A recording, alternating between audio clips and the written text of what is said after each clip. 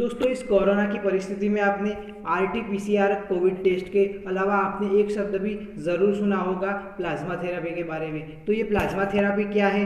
ये कैसे काम करती है, प्लाज्मा थेरेपी कैसे की जाती है, प्लाज्मा कैसे डोनेट किया जाता है, एक इंसान में से प्लाज्मा को दूसरे इंसान के अंदर कैसे दाखिल किया जा सकता है, और वो प्लाज्मा थेरेपी कैसे काम करती है और उसके लाभ क्या है, ये सब जानकारी मैं इस वीडियो में आपको बताने वाला हूँ। तो ये वीडियो काफ़ी इन्फॉर्मेटिव, काफ़ी उपयोगी होने वाला है, तो वीडियो को अंत तक देखें। अगर आपने हमारे चैनल को सब्सक्राइब नहीं किया है तो सब्सक्राइब करके बेल आइकन दबा दें और आपके दोस्तों को ये वीडियो शेयर कर दें, क्योंकि ये वीडियो बहुत ही इन्फॉर्मेटिव होने वाला है। तो चलिए आज की इस कमाल की वीडियो को शुरू करते हैं।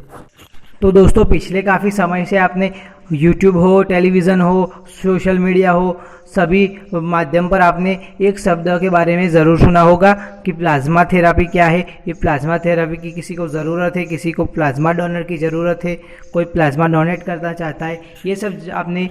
किसी सोशल मीडिया या टीवी के माध्यम से ज़रूर सुना होगा। तो ये प्लाज्मा थेरेपी क्या है, ये प्लाज्मा थेरेपी कैसे काम करती है, इसके लाभ क्या है, और प्लाज्मा कैसे डोनेट किया जाता है, और प्लाज्मा की मदद से कैसे लोगों की जान बचाई जाती है, तो ये सारी इन्फॉर्मेशन मैं इस वीडियो में आपको देने वाला हूँ। तो चलिए शुरू करते हैं। तो प्लाज्मा के बारे में सरल शब्दों में हम जाने तो प्लाज्मा ये होता है कि कोई इंसान कोरोना से संक्रमित हुआ और संक्रमित होने के बाद उसके शरीर में जो एंटीबॉडीज़ उत्पन्न हुए, उसके कारण वो कोरोना को हरा कर वो कोरोना से रिकवर हो गया। तो उस सब इंसान के शरीर से प्लाज्मा को लेकर दूसरे जो कोरोना संक्रमित इंसान है उसके शरीर में इस प्लाज्मा को ट्रांसफ़र किया जाता है। इसकी मदद से वो इंसान कोरोना से बच सकता है, वो रिकवर हो सकता है, उसमें से कोरोना को हराने की जो शक्ति है वो पैदा हो सकती है। तो ये प्लाज्मा थेरेपी कैसे काम करती है, ये प्लाज्मा थेरेपी एक तरह से युद्ध की तरह काम करती है कि आपके शरीर के अंदर कोई रोग ने हमला कर दिया, कोई वायरस ने हमला कर दिया, तो आपका शरीर अपनी आर्मी यानी कि एंटीबॉडीज़ को उत्पन्न करता है। तो अपना शरीर अपनी आर्मी को उत्पन्न करता है, वो आर्मी उस रोग से लड़ती है और उस रोग को हराने में हमारे शरीर की मदद करती है। तो एंटीबॉडीज़ यानी कि हमारी आर्मी वो उस रोग को हराती है और उसको हमला करके उसको हमारे शरीर से दूर करती है। तो दोस्तों, जब भी हमारा शरीर कोई वायरस या डिजीज़ से संक्रमित हो जाता है तो हमारी एंटीबॉडीज़, हमारा जो रोग प्रतिकार तंत्र है उसमें से एंटीबॉडीज़ उस रोग को ढूंढती है, वो जहाँ भी है उसको ढूंढकर उससे फाइट करती है, यानी कि एंटीबॉडी हमारे शरीर की आर्मी की तरह काम करती है। तो दोस्तों, कोरोना संक्रमित इंसान के अंदर ये प्लाज्मा थेरेपी कैसे काम करती है, तो प्लाज्मा थेरेपी कोरोना संक्रमित इंसान के कोरोना से रिकवर होने के बाद उसके शरीर के अंदर से एंटीबॉडीज़ को निकाला जाता है, और जो इंसान अभी कोरोना से जूझ रहा है, वो कोरोना से संक्रमित है,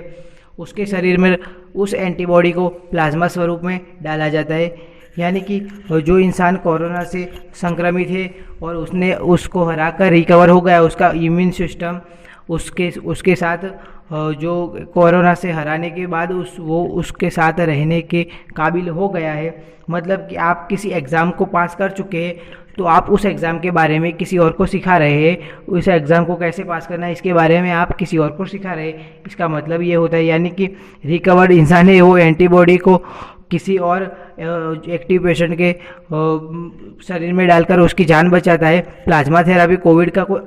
थेरेपी कोई कोविड-19 का अत्यंत कारगर इलाज तो नहीं है, लेकिन क्रिटिकल सिचुएशन में काम ज़रूर आ सकता है। इससे काफ़ी लोगों की जान बचाई जा सकती है। तो प्लाज्मा कौन डोनेट कर सकता है, तो चलिए जानते हैं कि प्लाज्मा कौन डोनेट कर सकता है। तो प्लाज्मा वो इंसान डोनेट कर सकता है जिसकी उम्र 18 साल से 60 साल के बीच में हो, वो इंसान किसी भी गंभीर बीमारी का शिकार ना हो, डायबिटीज़ वगैरह जैसी कोई गंभीर बीमारी है, उसके शरीर में HIV जैसी कोई एड्स, HIV जैसी गंभीर बीमारी से संक्रमित हो, तो वो प्लाज्मा डोनेट नहीं कर सकता है। और उसका शरीर ये प्लाज्मा डोनेट करने के लिए फिट होना चाहिए, सक्रिय होना चाहिए, और प्लाज्मा तब डोनेट कर सकता है कि अभी अभी कोरोना से रिकवर हुआ है, तो वो प्लाज्मा डोनेट कर सकता है। इसीलिए प्लाज्मा डोनेशन से पहले लोगों का जो प्लाज्मा डोनेट करना चाहते हैं उनका एंटीबॉडी टेस्ट किया जाता है, ब्लड का सैंपल लिया जाता है और उसे चेक किया जाता है कि उस इंसान के शरीर में कोई गंभीर बीमारी तो नहीं है, एंटीबॉडी एक्टिव है या नहीं, ये सब सारी जानकारी प्राप्त कर ली जाती। वो इंसान एंटीबॉडीज़ का दान करने के लिए फिट है, उसका शरीर